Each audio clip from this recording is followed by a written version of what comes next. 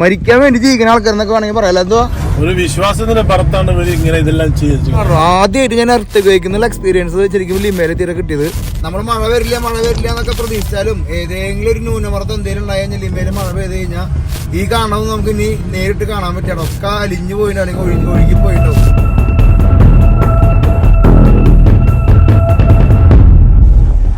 ലോകത്തിലെ ഏറ്റവും ഡേഞ്ചറസ് ആയിട്ടുള്ള ഫവേല നമ്മൾ ബ്രസീലിൽ നിങ്ങളുടെ മുമ്പിൽ കാണിച്ചിട്ടുണ്ടായിരുന്നു. അത് ആക്രമണകാരികളുടെയും അല്ലെങ്കിൽ ഡ്രഗ്സ് മാഫിയകളുടെയൊക്കെ ഡേഞ്ചർ ആയിരുന്നു ശരിക്കും നമ്മളവിടെ ഫേസ് ചെയ്ത് അല്ലെങ്കിൽ നമ്മളവിടെ പോയി എക്സ്പീരിയൻസ് ചെയ്ത്. ഇപ്പൊ നിങ്ങൾ കാണിക്കാൻ പോണതേ നമ്മളിപ്പോ പെറുവിലാണ്. നിങ്ങൾ കഴിഞ്ഞ ദിവസം അന്ന് നമ്മുടെ കൂടെ ഉണ്ട്. അപ്പൊ നമ്മള് പെറുവിലെത്തി ഒരു കണ്ടന്റ് നിങ്ങളുടെ മുമ്പിലേക്ക് എത്തിക്കാൻ പോണതേ. നമ്മുടെ ഭയങ്കര ദയനീയമായ ഒരു അവസ്ഥ വയനാട്ടിൽ നമ്മൾ കണ്ടു. നമ്മള് അതിന്റെ ഒക്കെ ഉണ്ടല്ലോ ഒരു 500 ഇരട്ടി ഉണ്ടാവാൻ പോകുന്ന ഒരു വലിയൊരു സംഭവമാണ് നമ്മൾ മുമ്പ് കാണിക്കാൻ പോണത് അല്ലെ. അതാണ് സാറിന്റെ നമ്മളിപ്പോ നിൽക്കുന്ന സ്ഥലം വെച്ച് കഴിഞ്ഞാല് ചേരി.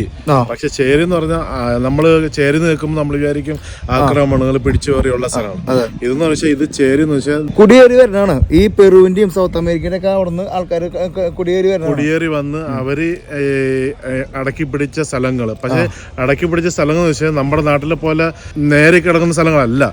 ഇവിടെ ഒരു കുന്നാണ് ഇവർ വെക്കുന്നത്. ലിമ എന്ന് പറഞ്ഞ പട്ടണം ഒരു ഡെസേർട്ടാണ്. അതായത് തന്നെ പറയട്ടെ, ഇതിന്റെ ഏറ്റവും വലിയ പ്രധാന ഘടകം ഈ ലിമ എന്ന് പറഞ്ഞത് ഒരു ഡെസേർട്ടാണ്. അപ്പൊ ഈ ഡെസേർട്ട് ആയതുകൊണ്ട് തന്നെ ഈ മണൽ കൂമ്പാരങ്ങൾ അല്ലെങ്കിൽ മണൽ തിട്ടകളാൽ പൊന്തി നിൽക്കുന്ന ഒരുപാട് മലകൾ നമുക്ക് ഇവിടെ കാണാം അല്ലെ. ഒരു വോൾക്കാനിക് കണ്ടന്റ് എന്നൊക്കെ വേണമെങ്കിൽ പറയാം. നമ്മളൊരു സ്ക്രീൻഷോട്ട് നമ്മൾ എടുത്തു. അത് കാണുമ്പോ ഒരു മലക്കകത്ത് തീപ്പെട്ടി കൂട് വെച്ചിരിക്കുന്നില്ലേ, അതുപോലെയാണ് വീട് വെച്ചിരിക്കുന്നത്. പക്ഷെ അതിന്റെ ഇവിടത്തെ ഒരു സിറ്റുവേഷൻ എന്ന് പറയാമോ, ആഴ്ചയില് ഒരു പ്രാവശ്യമെങ്കിലും ഭൂമി കുലുക്കം ഉണ്ടാവും. ഭൂമി കുലുക്കം എന്ന് പറഞ്ഞു കഴിഞ്ഞാണ്ടല്ലോ 3, 4 ഒന്നല്ല 6, 7 റേഞ്ചിലൊക്കെ ഇവിടെ 7 5, 6 റേഞ്ചിൽ എപ്പോഴും ഉണ്ടാവും. ഞാനില്ലേ കഴിഞ്ഞ തവണ ഇവിടെ വന്നോണ്ടില്ലേ കടയിലിരിക്കുന്ന സമയത്ത് മുകളിലത്തെ ലൈറ്റ് കാണണം. ആദ്യമായിട്ട് ഞാൻ എർത്ത് ഉപയോഗിക്കുന്ന എക്സ്പീരിയൻസ് ശരിക്കും ലിമേലെ തീരെ കിട്ടിയത്. ഞാൻ ഇറങ്ങി ഓടി ശരിക്കും. 2002 ഇവിടെ ഒരു ഭൂമി കുലുക്കം ഉണ്ടായിട്ടുണ്ട്. ഏറ്റവും വലിയ ഭൂമി കുലുക്കം ലിമേന്ന് 3 മണിക്കൂർ കഴിഞ്ഞിട്ടുള്ള. അത് അവിടെ കുലുങ്ങി ഈ ലിമേലെ ഏകദേശം എല്ലാ വീടുകളെല്ലാം താഴെ വീണതാ. പക്ഷെ എന്നിട്ടും അവർ വീണ്ടും അത് വയ്ക്കാതെ ആഴ്ച തോറും ഭൂമി കുലുക്കം ഉണ്ടായിട്ടും അവരിങ്ങനെ കെട്ടി പൊക്കിക്കൊണ്ടിരിക്കുക. പേടിയാ. ഒരു മഴ ഒരു പേമാരി ലിമ എന്ന് പറഞ്ഞ സിറ്റിയില് മഴ പെയ്യാറില്ല. ഇനി ഒരു മഴ പെയ്യേ ഒരു എർത്ത് ഉണ്ടായിട്ടുണ്ടല്ലോ. ഈ ലോകം നിങ്ങൾക്ക് ഡ്രോൺ ഷോട്ട് നോക്കുമ്പോൾ കാണാം എത്ര വീടുകൾ തിങ്ങി നിറഞ്ഞ മലകളിൽ നിൽക്കണം. നിങ്ങൾക്കറിയാം. പ്രത്യേകിച്ച് എടുത്തു പറയുന്ന സംഭവം എന്താണെന്ന് വെച്ച് കഴിഞ്ഞാൽ ഇവിടുത്തെ കല്ലാണ്. ഇങ്ങനെയാണ് ഇവരുടെ ഭൂമി നിൽക്കണം. കണ്ടാ, ഇത് മണലാണ്. മണലും മണ്ണും മിക്സ് ചെയ്തിട്ടുള്ള ഒരു ഭൂപ്രകൃതി ഇവിടെ ഉള്ളത്. ഈ സാധനം ഒരു എന്താ പറയാ, ഒരു കുലുക്കം വന്നു കഴിഞ്ഞാൽ ഇടിഞ്ഞ് പൊളിഞ്ഞ് വീഴാവുന്ന ഒരു പ്രതലത്തിലാണ് ഈ വീടുകളെല്ലാം ഇരിക്കണേന്ന് പറയുമ്പോഴാണ് അതിന്റെ വലിയൊരു ഡേഞ്ചർ മണക്കുന്നത്. മേളിൽ കയറുന്തോടും ഇതിന്റെ ഈ മലയുടെ ഈ മണ്ണില്ലേ, കറുത്ത മണ്ണ്, വോൾക്കാനിക് മണ്ണില്ലേ, അതാണ് അതിന്റെ ഇവിടത്തെ മലയുടെ നമ്മുടെ നാളത്തെ പോലെ മണ്ണിന്റെ ഒരു മറ്റേ കട്ടിയുള്ള മണ്ണല്ല, മണല് പോലെ തന്നെ ഫുൾ. പക്ഷെ മലയായിട്ടും മരുഭൂമി ആയിട്ടും എന്ത് വെച്ചാലും ഇത് പിടിക്കും, ഇവിടെ പിടിക്കും. ഈ ലിമയില് കാണുന്ന പച്ച എല്ലാം ഇവിടെ ഒന്നും ഇല്ലായിരുന്നതാ. ഇവരെല്ലാം വച്ച് പിടിപ്പിച്ച് ഒരു ഗ്രാമം പട്ടണമാക്കി എടുത്തത്. അപ്പൊ ഒരു ലോങ് സ്ട്രക്ചർ നമ്മള് ഇന്ന് കാണിക്കാൻ പോണത് ഈ ഫവേലയുടെ ഒരു സ്ട്രക്ചറും പിന്നെ ഇവിടുത്തെ നല്ല സേവിച്ച് നമ്മൾ കഴിഞ്ഞ എപ്പിസോഡ് കഴിച്ചിട്ട് ഇവിടുത്തെ ഒരു സ്പെഷ്യൽ സേവിച്ച് കിട്ടുന്ന കടയുണ്ടെന്ന് പറഞ്ഞു. അപ്പൊ അത് കൊടുക്കണം. അപ്പൊ നമ്മൾ മെയിൻ നിങ്ങൾ കാണിക്കുന്ന ഉദ്ദേശം എന്ന് പറഞ്ഞു കഴിഞ്ഞാൽ ഈ മണൽത്തിട്ടകളിൽ കൂടി നിൽക്കണ തീപ്പെട്ടിക്കൊള്ളി പോലെ കൂടി നിൽക്കണ വീടുകളും സംഭവങ്ങളൊക്കെ നിങ്ങളുടെ മുമ്പിലേക്ക് എത്തിക്കാൻ പോണത് ട്രാവലിസ്റ്റേടാ. ഇന്നത്തെ എപ്പിസോഡിലേക്ക് എല്ലാവർക്കും സ്വാഗതം.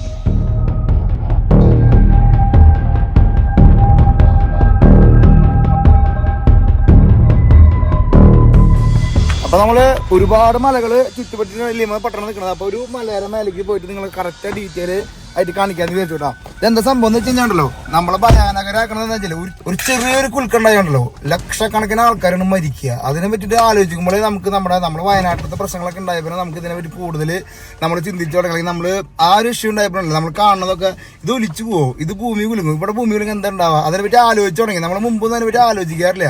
ഇപ്പൊ ഇതിനെപ്പറ്റി കൂടുതൽ ആലോചിച്ച് തുടങ്ങിപ്പോഴല്ലോ. അപ്പോഴാണ് ഞാൻ കഴിഞ്ഞ തവണ വന്നപ്പോ അന്തോന്റെ അടുത്ത് പറഞ്ഞിട്ടുണ്ടായിരുന്നു ഇവിടെ ഒരു വീഡിയോ ചെയ്യണത് എങ്ങനെ ഈ വീടുകൾ ഈ മണലിൽ ഇങ്ങനെ തീപ്പെട്ടികൾ പോലെ നിൽക്കണത്. ഭയങ്കര അത്ഭുതമായിട്ടുള്ള പരിപാടിയാണ്. പക്ഷെ ഇത് ഒരു ബുദ്ധി ഇല്ലാണ്ടാണ് അവർ എന്ത് വിശ്വാസത്തിലാണ് ഇവർ പണിത് ഉയർത്തണമെന്ന് മാത്രം ചിന്തിച്ചാൽ മതിയില്ല. നമുക്ക് ഡ്രോൺ ഷോട്ട് നോക്കിയാൽ നിങ്ങൾക്കറിയാം അതിന്റെ സ്ട്രക്ചർ എങ്ങനെ നിൽക്കണമെന്നുള്ള കാര്യം. നമുക്ക് ഇങ്ങനെ പോകുമ്പോ കാണാൻ കണ്ട മണലും കല്ലും കൂട്ടിയിട്ടുള്ള വീടുകളൊക്കെ ഉയർത്തിരിക്കണ്ട. നോക്കിയാൽ എങ്ങനെ ഇതിന്റെ ഉള്ളിൽ നിൽക്കണേന്ന് മാത്രം നമ്മൾ ആലോചിച്ചാൽ മതിയില്ല. മലയുടെ മുകളിലേക്കൊക്കെ വീടുകൾ ഇങ്ങനെ പണിത് ഉയർത്തിയിരിക്കണ്ട.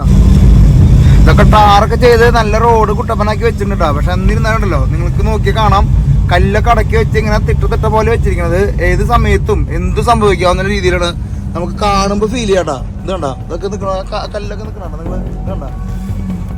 ഇതിന്റെ കാറ്റങ്ങളൊക്കെ കണ്ടു കഴിഞ്ഞാൽ ബോധം പോവും. എന്തോ കേറില്ലേ? കേറും. പോട്ടെ, ആക്സിഡന്റ് മാത്രം കൊടുക്ക്. കൊടുത്തോ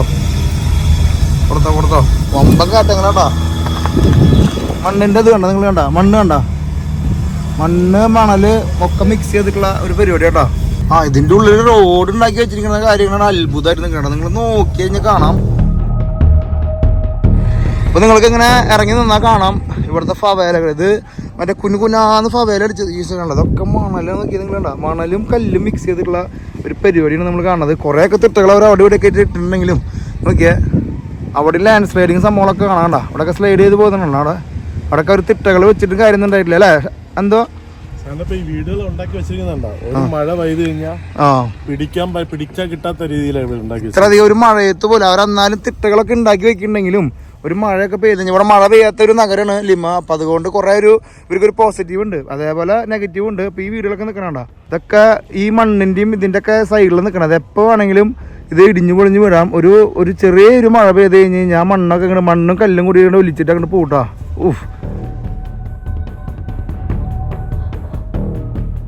ഇങ്ങനെ ഒരുപാട് മലകൾ ഇങ്ങനെ കൂടി നിൽക്കുന്നുണ്ടാവും. ഇപ്പുറത്തെ സൈഡിൽ ലിമ പട്ടണം, അതിൻ്റെ അപ്പുറത്ത് പസഫിക് സമുദ്രം. അപ്പം അതുകൊണ്ട് തന്നെ ഈ ഒരു സൈഡിലാണ് എല്ലാവരും കുടിയേറി താമസിക്കുന്നത് കേട്ടോ. ഈ മലയിൽ നിന്ന് ലാൻഡ് സ്ലൈഡ് ചെയ്തിട്ടുള്ള ആ ഒരു ഏരിയയിൽ നിങ്ങൾക്ക് ബാത്റൂമൊക്കെ കാണാണ്ട്. അതൊക്കെ ഇവിടുത്തെ ഇവർക്ക് ഉപയോഗിക്കുന്ന ബാത്റൂമാണ് കാണുന്നത്. ആ മണ്ണൊക്കെ അവിടെ നിന്ന് ഇടിഞ്ഞു പൊളിഞ്ഞ് വീണിരിക്കുന്നുണ്ട്. അവിടെയൊക്കെ പണ്ട് ഇതേപോലെ വീടുകളുണ്ടായിരുന്നു കണ്ട. ആ വീടുകളുണ്ടായിരുന്ന സാധനമൊക്കെ അവിടെ നിന്ന് ഇടിഞ്ഞ് പോന്നിട്ടുണ്ട്. അവരവിടെ തിട്ട പണിതിരിക്കണം കേട്ടോ. എന്ത് ധൈര്യത്തിലാണല്ലോ ഇവർ ഇവിടെ താമസിക്കണമെന്ന് ഞാൻ ആലോചിക്കണം അല്ലേ? അതന്നെ ഞാൻ കഴിഞ്ഞ തവണ വന്നപ്പോൾ ഇത് ഒരു വീഡിയോ ആക്കണം. പക്ഷെ നമുക്ക് സമയം ഉണ്ടായിരുന്നില്ല. പക്ഷെ ഇത് ഇപ്പം നമ്മൾ ഈ വയനാട്ടിലെ ഇഷ്യൂസ് കൊണ്ട് കണ്ടപ്പോഴേ നമുക്കിപ്പോൾ എവിടെ നോക്കിയാലും തിരിഞ്ഞു പൊളിഞ്ഞ് വിടുമോ എന്നുള്ള ഒരു പേടി വന്നു തുടങ്ങിയിട്ടാ. നമ്മളൊക്കെ ഇനി ആ മുല്ലപ്പെരിയാറിൻ്റെ ഇഷ്യൂസൊക്കെ കേൾക്കുമ്പോൾ പേടിയോ ജനസ് നമ്മുടെ ആൾക്കാർ എത്ര പൂന്നാലോചിച്ച് നോക്കിയാൽ എത്ര സ്വത്തുകൾ എത്ര ജീവിതകാലം മൊത്തം ഉണ്ടാക്കിയിട്ടുള്ള ഒരു സാധനം നമ്മുടെ കൂടെ ഉണ്ടാവില്ല എന്ന് പറയുമ്പോൾ ഒരു മാനവികാരം നിങ്ങളൊന്ന് ആലോചിച്ച് നോക്കിയാൽ. അപ്പോൾ നിങ്ങൾക്ക് ഇവിടെ നോക്കി കഴിഞ്ഞാൽ വേറൊരു വ്യൂ ഇതിൻ്റെ ഉള്ളിൽ കിട്ടും. ഇത്രയധികം വീടുകൾ തിങ്ങി നിറഞ്ഞ് നിൽക്കുക. ഒരു ചെറിയൊരു മഴ പെയ്ത് കഴിഞ്ഞാണ്ടല്ലോ എല്ലാം നിങ്ങൾക്ക് ഒന്നും കാണാൻ പറ്റില്ല. ഇത് താഴ്വാരത്തേക്ക് എത്തിയണ്ട. ഈ മലയുടെ മുകളിലൊക്കെ വീടുകളുണ്ടോ?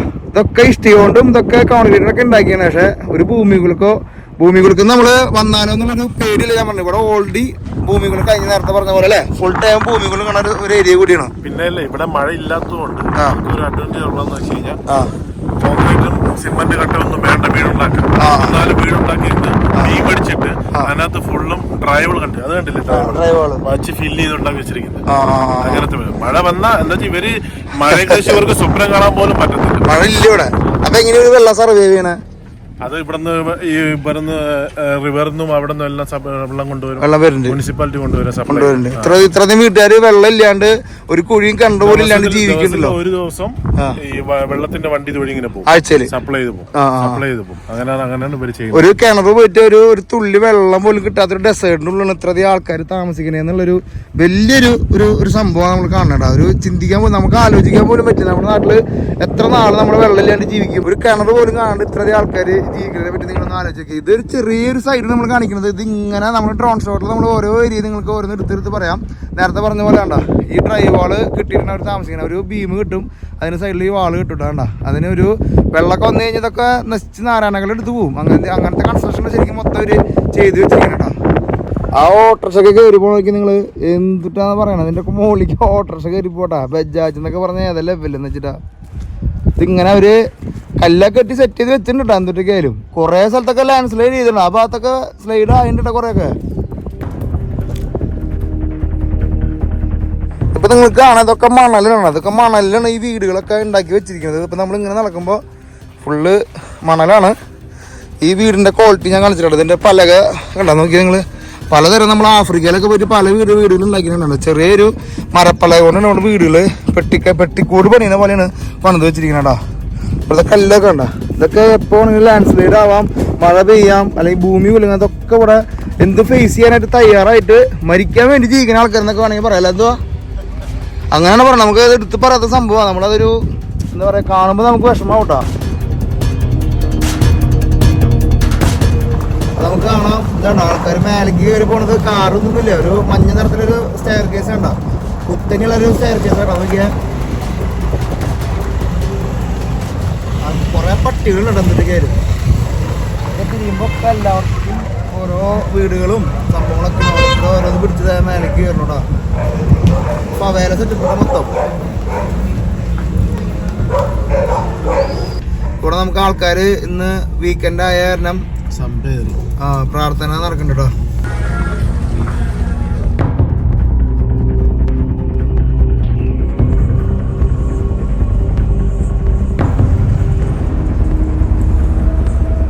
അപ്പൊ നിങ്ങൾക്ക് കാണാം ചെറിയ വോൾക്കാനോ മലകളൊക്കെ നിൽക്കണ പോലെ ഉണ്ടാ, മണ്ണും കല്ലൊക്കെ മിക്സ് ചെയ്തിട്ടുള്ള ചെറിയ ചെറിയ മലകൾ കാണാം. ഈ മലകളുടെ സൈഡിലാണ് ഇവരൊക്കെ ഈ വീട് വെച്ചിരിക്കണടാ. എല്ലാവരും കളികളും പരിപാടികളൊക്കെ ആയിട്ട് എൻഗേജഡാണ്. നമ്മളിങ്ങനെ മുന്നോട്ട് പോയിക്കൊണ്ടിരിക്കുക. നമ്മളിപ്പോ നല്ലൊരു സേവിച്ച കിട്ടുന്ന ഷോപ്പ് ഉണ്ടെന്ന് പറയുന്നുണ്ട്. അപ്പൊ നമ്മൾ അങ്ങനെ എത്താനാണ് ഇപ്പൊ നോക്കണം കേട്ടോ. പെറു എന്ന് പറഞ്ഞാൽ നിങ്ങൾക്കറിയാം ഫുട്ബോള് കളിയുടെ പ്രാന്തന്മാരാണ് കേട്ടോ. ഈ മലയുടെ സൈഡിലൊക്കെ അതായത് ഇങ്ങനെ ചെറിയ ചെറിയ ഗ്രൗണ്ടുകളും സംഭവങ്ങളൊക്കെ നമുക്ക് കാണാം അങ്ങനെ യാത്ര ചെയ്യുമ്പോൾ കേട്ടോ.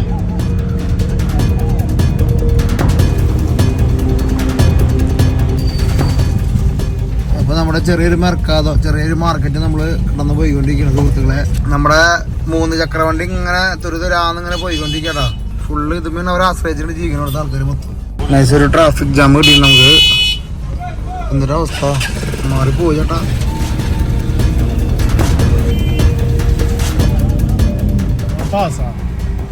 ഇങ്ങനെ ഇടുങ്ങിയ വഴിയുടെ ഉള്ളിൽ കൂടെ വേണം നമുക്ക് യാത്ര ചെയ്യാൻ കേട്ടോ. നമുക്ക് കാണാം അങ്ങകലെ മലമുകളിലൊക്കെ വീടുകൾ ഇങ്ങനെ വെച്ച് സെറ്റ് ചെയ്തിരിക്കുന്ന ടീമിനെ നമുക്ക് കാണാം കണ്ട. ഓ ഇതൊക്കെ ഈ മലയിടുക്കിലൊക്കെ വീടുകളുണ്ടോ നോക്കി നിങ്ങൾ കണ്ട. മേലെ വരെ സ്റ്റെപ്പ് സ്റ്റെയർ കേസ് പണിതിരിക്കണ്ട, വേറെ വഴിയൊന്നുമില്ല. മേലെ വരെ സ്റ്റെപ്പ് കയറിയുടെ വീടുകളിലേക്ക് വേണ്ട നോക്കിയണ്ട. ഓ ഡെയിലി പോയി വരുന്ന ആളെ അവസ്ഥ ആലോചിക്കുക.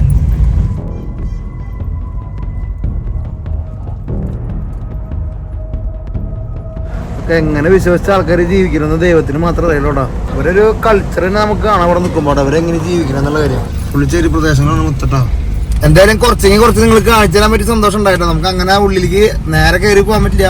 നമ്മൾ നേരത്തെ പറഞ്ഞ പോലെ മാഫിയകൾ തീരില്ല എന്ന് പറയാൻ പറ്റില്ല. നമ്മൾ ചേരികളിലേക്ക് കയറും തോറും ഇത്തിരി സീനൊക്കെ ഉണ്ട് അല്ലേ. നമ്മളിപ്പോഴും മാക്സിമം എത്താൻ പറ്റുന്ന റേഞ്ചിലാണ് എത്തിയത്. അതെ അതെ അതെ. അങ്ങോട്ട് പോയി കഴിഞ്ഞാൽ ചിലപ്പോൾ നമ്മൾ വണ്ടിയൊക്കെ നമ്മൾ ബൈക്കൊക്കെ ആണെങ്കിൽ പഠിച്ചിട്ട് പോവാം. നമ്മൾ സിനിമയിലാണ് പോലെ കാറാകുമ്പോൾ തിരിക്കാൻ പോലും പറ്റില്ലേ. അപ്പൊ നമുക്ക് എന്തായാലും നമുക്ക് ഈ ഒരു കാഴ്ച കണ്ട് നമുക്ക് സേവിച്ച് കഴിക്കാൻ പോവാം. ഭക്ഷണം ഇല്ലാണ്ട് ഒരു കളിക്കാൻ പറ്റുമോ? ഇതിന്റെ ഉള്ളില് ഏറ്റവും സ്പെഷ്യൽ ആയിട്ട് സേവിച്ച് കിട്ടുന്ന ഷോപ്പിലേക്കാണ് ഇനി എന്താ നമ്മളൊക്കെ കൂട്ടി കൊണ്ടുപോകാൻ പോണത്. എന്തായാലും ഇവിടുത്തെ ആൾക്കാരുടെ ജീവിതത്തോടൊപ്പം തന്നെ ഇവരുടെ കൾച്ചർ നമുക്ക് തൊട്ടറിയണം. അവരുടെ ഭക്ഷണ രീതികളും സംഭവങ്ങളൊക്കെ നമുക്ക് തൊട്ടറിയണം. അപ്പൊ നമ്മൾ പെറുവിനെ ഫുൾ എക്സ്പ്ലോർ ചെയ്യാൻ പരിപാടി ചെയ്താണ്. എന്തായാലും കുറച്ച് ദിവസം പെറുവിൽ നമ്മളുണ്ട് കേട്ടോ.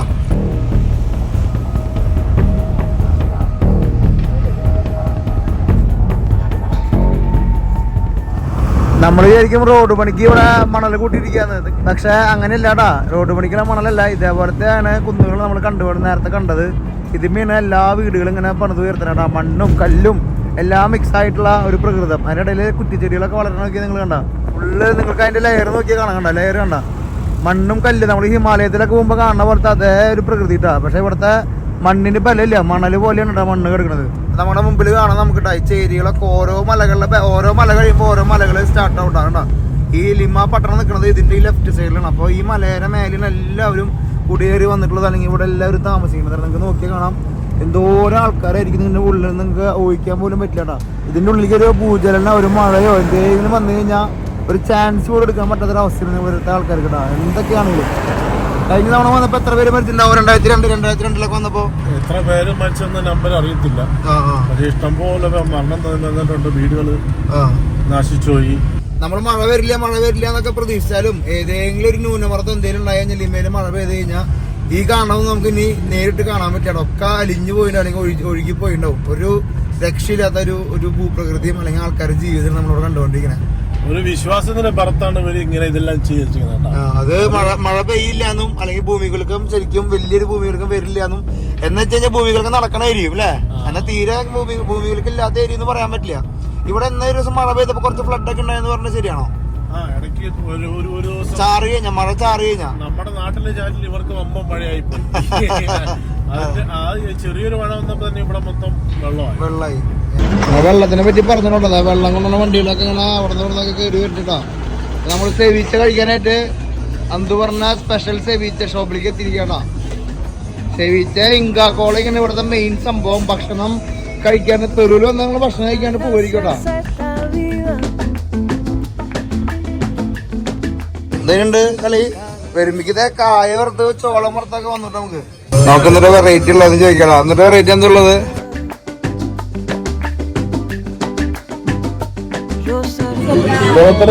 ഇതിങ്ങനെ മറക്കി തിന്ന ഏറ്റവും വലിയ എൻഗേജ്മെന്റ് പരിപാടിയാ. അല്ല പറയൂ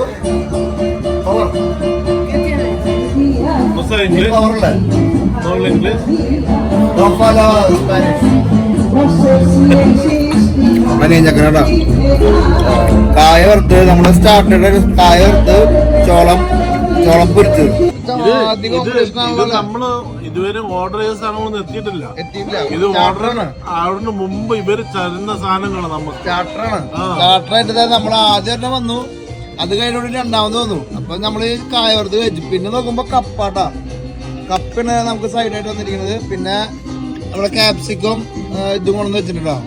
ക്യാപ്സിക്കം അല്ല ഇത്, പെറുവിന്റെ ട്രഡീഷണൽ ചില്ലി എന്നും ഉരുണ്ടിരിക്കും. നമ്മുടെ ക്യാപ്സിക്കം പോലെ ഇരിക്കും, പക്ഷെ ക്യാപ്സിക്കം എരിയില്ല.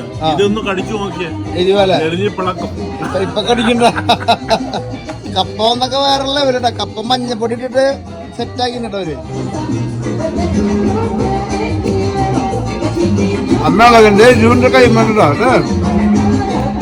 കപ്പൊക്കെ ഹെവി കേട്ടോ. ചെയ്യാൻ പറ്റില്ല. ഇപ്പനെ വയറെന്നറിയില്ലോ അല്ലേ?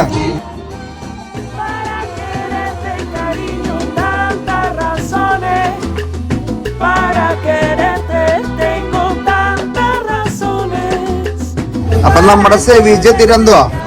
ഓരോ തവണ സെവിച്ച് കഴിക്കുമ്പോൾ ഓരോ സ്റ്റൈലാണല്ലോ.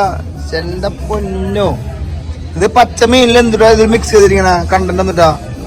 ഇത് ടേസ്റ്റ് എന്ന് വെച്ചാൽ പച്ച മീനില് നമ്മുടെ നാടൻ നാരങ്ങ പിഴിഞ്ഞ് മീനില് നാരങ്ങ പിഴിയുമ്പോ അതിന്റെ കളർ മാറുന്നുണ്ടാ ജ്യൂസിന്റെ. അതാണ് സെവീച്ച്. ലോകത്തിലെ ഏറ്റവും നല്ല നാരങ്ങ കിട്ടുന്ന സ്ഥലമാണ് പെറു. അവിടുത്തെ നാരങ്ങ പിഴിഞ്ഞിട്ടുള്ള മീൻ കഴിക്കുമ്പോ ആ നാരങ്ങ വെച്ച് അവര് മാക്സിമം ട്രൈ ചെയ്യുന്നുണ്ട് അവരുടെ ഫുഡിനെ ഉണ്ടാക്കാൻ വേണ്ടി. എന്ത് ഫുഡിലും അവരെല്ലാം നാരങ്ങ ചേർത്ത് അതൊരു പ്രത്യേക ടേസ്റ്റ് ആണ്. ഇവിടെ വന്നാലും കിട്ടുള്ളൂ. സാന്റിപ്പോ വന്നിറങ്ങിയ മുതലേ സവീച്ച ഇങ്ങനെ നടക്കുകയാണ്. സേവിച്ച് വീരിട്ടാ, വേറൊന്നും പറയില്ല. നമുക്ക് ലോകത്തിലെ ഏറ്റവും നല്ല മീൻ അല്ലെങ്കിൽ ഒരു സീ ഫുഡ് ഡിഷിന് നമ്മള് കഴിക്കാന്ന് പറഞ്ഞ ഓരോ സ്ഥലത്തും ഓരോ ടേസ്റ്റ് കേട്ടോ. നമ്മൾ കഴിഞ്ഞ ദിവസം കഴിച്ചത് വേറെ, ഇത് കഴിച്ച ടേസ്റ്റ് വേറെ കേട്ടോ. പിടിയില്ല എന്തുവാ?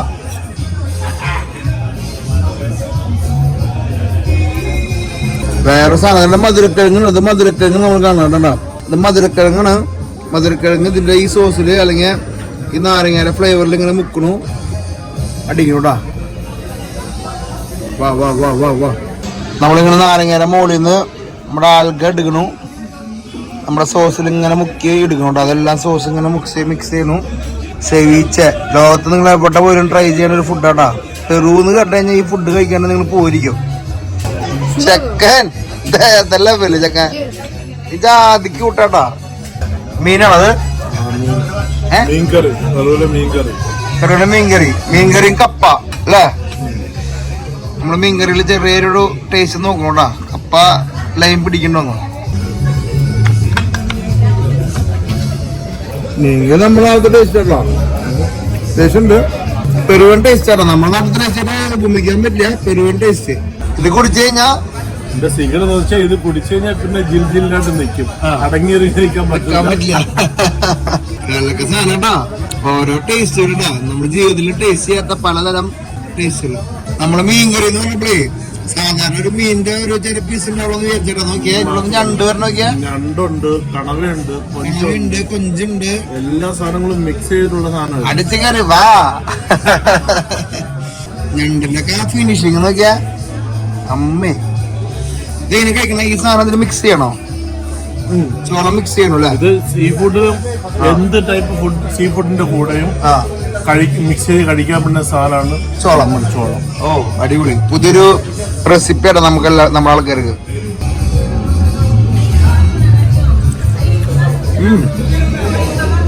ഭയങ്കര ടേസ്റ്റാണ്. രക്ഷയില്ല. നിങ്ങളെ എങ്ങനെ പറഞ്ഞാൽ മനസ്സിലാക്കുമെന്ന് എനിക്കറിയില്ലടാ. Huh? You know English? No. 1, 2, 3, 4, 5, 6, 7, 8, 9, 10. അപ്പൊ നമുക്ക് ഫ്രീ ആയിട്ട് ഒരു സബ്സ്ക്രൈബർ ഉണ്ട്. സബ്സ്ക്രൈബ് സബ്സ്ക്രൈബറായി മാറി ചെക്കൻ ഫാനായി. ഡാൻസ് ആണോ? Okay, dance. അവനെ ഡാൻസ് കളിക്കണത്. അപ്പൊ നാണായിട്ടാ പതുക്കെ, ചെറുതായിട്ട് നാണായി. നമ്മുടെ യൂട്യൂബ് ചാനലിൽ ഡാൻസ് ഇടാൻ പറ്റുമെന്ന് 2-3 പ്രാവശ്യം അടുത്ത് ചോദിച്ചിട്ടു. എന്റെ അടുത്തല്ല, എന്തിന്റെ അടുത്ത് ഡാൻസ് കളിക്ക്. അല്ല ചെക്കൻ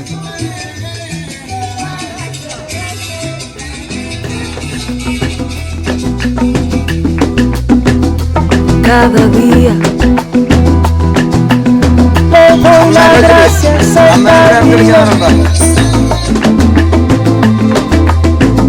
Cada día me nace nueva melodía.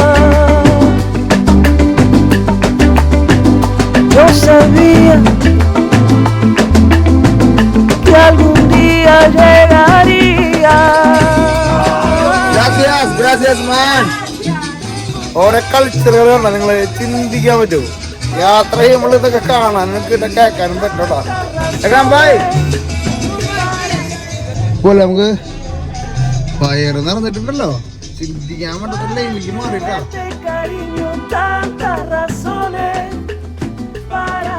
അങ്ങനെ ആസ് യൂഷ്വൽ നമ്മള് മെർക്കാദോയിലേക്ക് സാധനങ്ങൾ മേടിക്കാൻ വേണ്ടി വന്നിരിക്കുന്നത്. അന്തുവിന്റെ കടയിലേക്കുള്ള ഹോട്ടലിലേക്കുള്ള സാധനങ്ങൾ മേടിക്കാനായിട്ട് ഇവിടുത്തെ വീണ്ടും മെർക്കാദോ. നമുക്ക് ലാസ്റ്റ് എപ്പിസോഡിൽ മെർക്കാദോ കാണിച്ചിരുന്നു. ഡീറ്റെയിൽ കാണിക്കില്ല, എന്നാലും നമുക്ക് എന്തെങ്കിലും വെറൈറ്റി ഒക്കെ കണ്ടു കഴിഞ്ഞാൽ കാണിക്കാം. ഫ്രൂട്ട്സ് ഒക്കെ ഇരിക്കുന്ന ഇരിപ്പ് കണ്ടേ ഞങ്ങള്. എന്ത് ഫ്രഷ് ആണെന്ന് ആലോചിക്കുക. നോക്കിയാ കാണുമ്പോൾ എടുത്തതിനാന്നൊന്നും അറിയില്ല.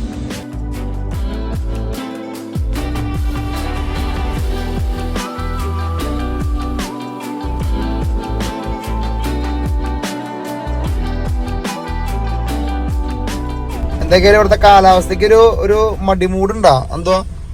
ആ, തണുപ്പ് വരുമ്പോ ആള് ഇങ്ങനെ ഒരു മന്നപ്പുണ്ടല്ലേ. ഇവിടെ സമ്മർ സീസണിന്റെ ആളുകൾ സമ്മർ ആകുമ്പോ വീടിന്റെ ഫ്രണ്ടില് അവരുടെ മ്യൂസിക് ഇട്ട് 2 ബിയറും അടിച്ച് ഇങ്ങനെ കൂട്ടം കൂടി ഇരുന്നു. നമ്മുടെ നാട്ടുകാരും പോലെ പറയില്ലേ, വിന്റർ ആകുമ്പോ ഇങ്ങനെ ചുരുണ്ട് കൂടി എല്ലാം ഇരിക്കണ്ടാവൂലേ, ഷീറ്റും മൂടി അകത്ത് കിടക്കുമോ. അതായത് നമുക്ക് നല്ല ഈവനിങ് ആകുമ്പോ ഒരു സമാധാനം. ഇപ്പൊ പകല് നല്ല ചൂടായിരുന്നു, ഇപ്പൊ നൈസ് തണവിലേക്ക് വന്നു തുടങ്ങിട്ടാ. നമ്മള് നേരത്തെ പോയ മലനിരകളൊക്കെ നമ്മള് നേരെ ഓപ്പോസിറ്റ് ഉണ്ടാവും. മലയുടെ അപ്പുറത്തേക്ക് ഇപ്പുറത്തേക്ക് ഒക്കെ വീടുകൾ ഇങ്ങനെ തീപ്പെട്ടിക്കൊള്ളി പോലെ വെച്ച് പിടിപ്പിച്ചിരിക്കട്ടാ. നോക്കിയാ വെച്ച് പിടിപ്പിച്ചതിനാണെങ്കിൽ പറയാട്ടാ. നോക്കിയാണ്ടാ ഓരോ മലയുടെ മുകളിലേക്കൊക്കെ ഇങ്ങനെ കാണുമ്പോ നമുക്ക് പേടിയാവെന്ന് പറയില്ലേ. ഇതൊക്കെ ഡെയിലി കയറുന്ന ആൾക്കാരുടെ ഒന്നും നിങ്ങൾ വിശ്വസിക്കുക. ഈ ഇതിന്റെ മേലേക്കൊന്നും ഒരു റോഡ് പോലും ഇല്ല, ഫുള്ള് സ്റ്റെപ്പുകളാണ്. അതിന്റെ മേലേക്ക് ആൾക്കാർ ഡെയിലി കയറി ഇറങ്ങി നിൽക്കട്ടാ. ഏറ്റവും ടോപ്പിലില്ല, ഏറ്റവും ടോപ്പിൽ വീടെത്തി. മല ഉണ്ടാക്കുമായിരിക്കും വീണ്ടും. ചെറിയൊരു മണ്ണിടിച്ചിൽ എവിടെയെങ്കിലും ഉണ്ടായിക്കൊണ്ടല്ലോ, അതൊക്കെ വെറും ഒരു എന്താ പറയാ തരിപ്പണായിട്ട് മാറട്ടോ. അത് കാണുമ്പോ ആലോചിക്കുമ്പോ നമുക്ക് പേടിയാവെന്ന് അറിയില്ലേ.